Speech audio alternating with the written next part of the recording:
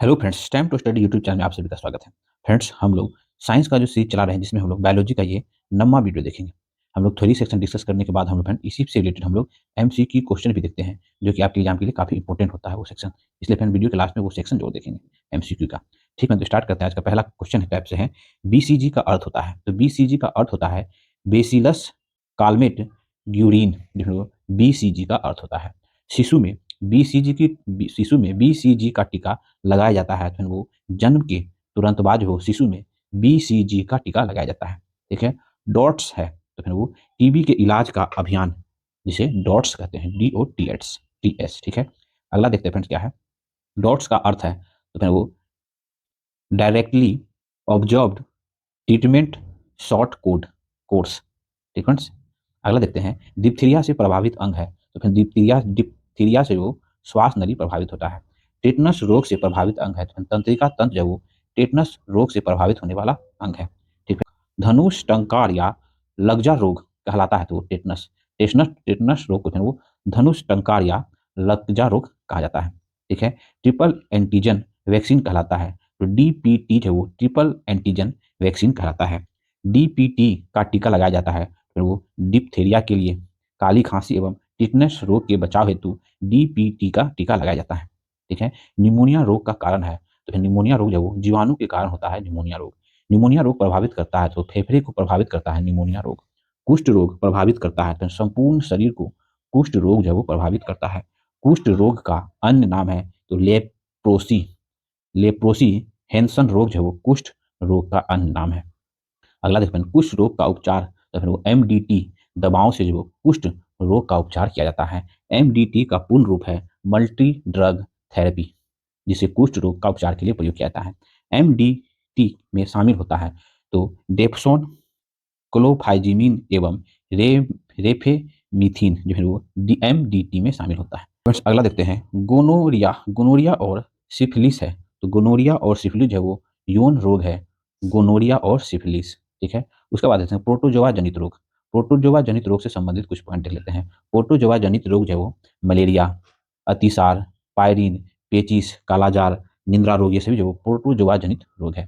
ठीक है, ध्यान रखेंगे। मलेरिया रोग होता है फिर वो प्लाज्मोडियम परजीवी से वो मलेरिया रोग होता है। प्लाज्मोडियम परजीवी की खोज किसने की तो फिर वो सर रोनाल्ड रॉस जो है वो प्लाज्मोडियम परजीवी की खोज की है। ठीक है, अगला देखते हैं मलेरिया का वाहक तो मादा एनोफिलीज मच्छर जो वो मलेरिया का वाहक है। ठीक है, मलेरिया से प्रभावित अंग है तो बिल्ली तिल्ली जो है वो मलेरिया से प्रभावित अंग है। ठीक है, मलेरिया शब्द का प्रथम प्रयोग तो मैकुलच ने मलेरिया शब्द का प्रथम बार प्रयोग किया था। ठीक है, मलेरिया उपचार हेतु प्रमुख औषधि है तो फिर वो कुनेन कुनेन जो है मलेरिया के उपचार हेतु प्रमुख औषधि है।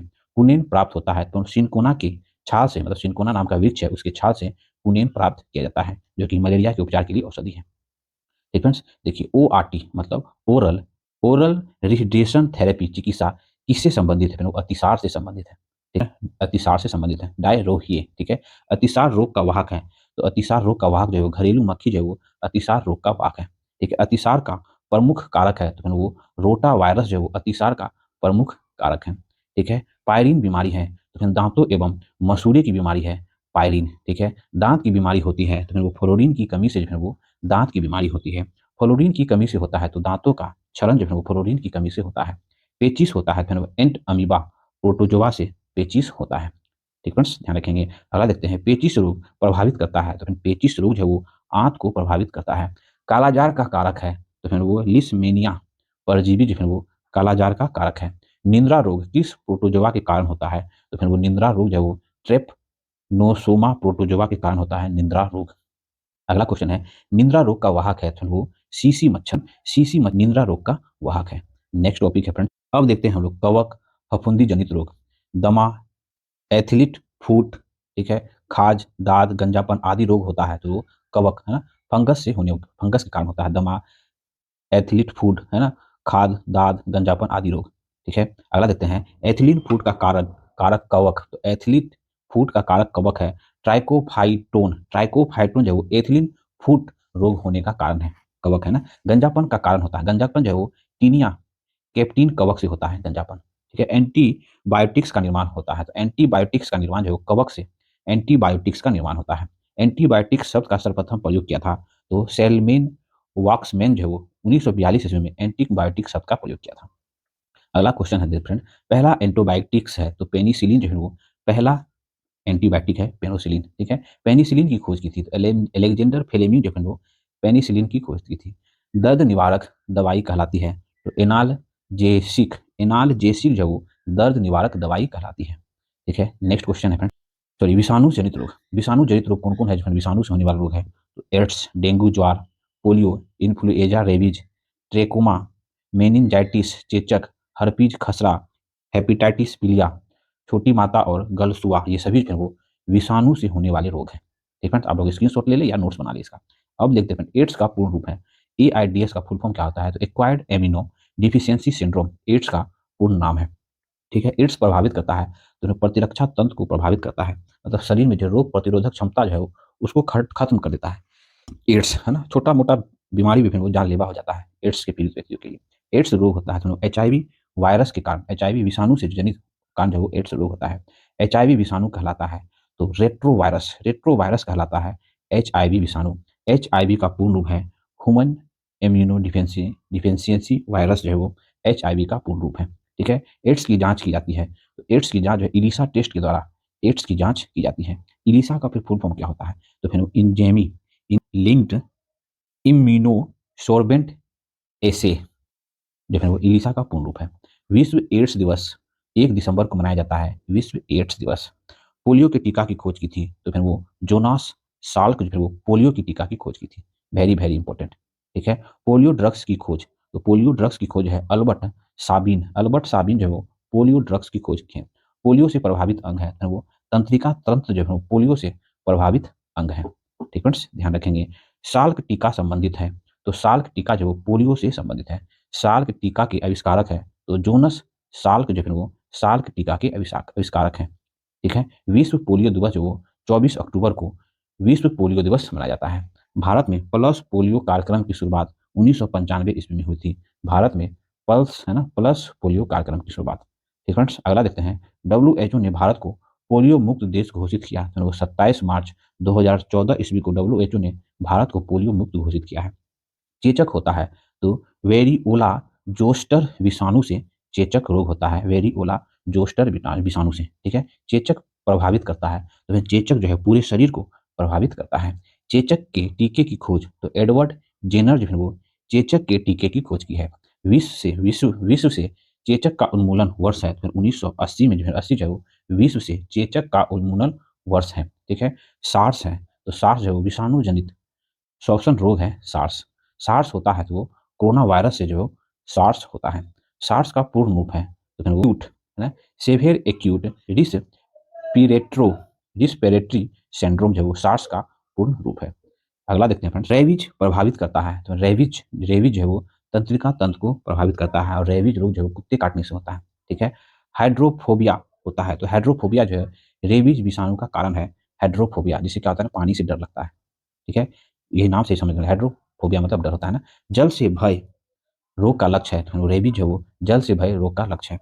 रेबीज होता है तो वो पागल कुत्ते के काटने से रेबीज रोग होता है, ठीक है। रेबीज टीका की खोज तो लुइस पास्चर जो है वो रेबीज टीका की खोज की है। हड्डी तोड़ ज्वार कहलाता है तो डेंगू ज्वार को जो हड्डी जोड़ ज्वार कहते हैं, ठीक है। डेंगू का वाहक है तो फिर एडिस एडिस एजिप्टी मच्छर जो वो डेंगू का वाहक है। डेंगू बुखार में कमी हो जाती है तो प्लेटलेट्स की कमी हो जाती है डेंगू बुखार में, जो कि प्लेटलेट्स है वो ह्यूमन के ब्लड में होता है, ठीक है। अगला देखते हैं फ्रेंड, जापानी इंसेफेलाइटिस होता है तो वो विषाणु से होता है। जापानी इंसेफेलाइटिस रोग का वाहक है तो वो क्यूलेक्स प्रजाति के मच्छर और सुगर जो है वो जापानी इंसेफेलाइटिस रोग का वाहक है। पीला बुखार है तो फिर वायरस जनित बीमारी जो है वो पीला बुखार है। अगला देखते हैं, पीत ज्वार फैलता है तो वो एडिस एजिप्टी मच्छर से जो वो पीत ज्वार फैलता है, ठीक है। स्वाइन फ्लू है तो फिर वायरस जनित बीमारी है स्वाइन फ्लू, ठीक है। स्वाइन फ्लू वायरस का नाम है तो H1N1 जो है वो स्वाइन फ्लू वायरस का नाम है, ठीक है। बर्ड फ्लू है तो वो विषाणु जनित रोग है बर्ड फ्लू वायरस का नाम है H5N1 जो है वो बर्ड फ्लू के वायरस का नाम है, ठीक है। अगला देखते हैं, हर्पीज रोग से प्रभावित होने वाला अंग है तो हर्पीज रोग से प्रभावित होने वाला अंग है त्वचा, ठीक है। पीलिया हेपेटाइटिस से प्रभावित अंग है, तो पीलिया हेपेटाइटिस से प्रभावित अंग जो है वो यकृत है।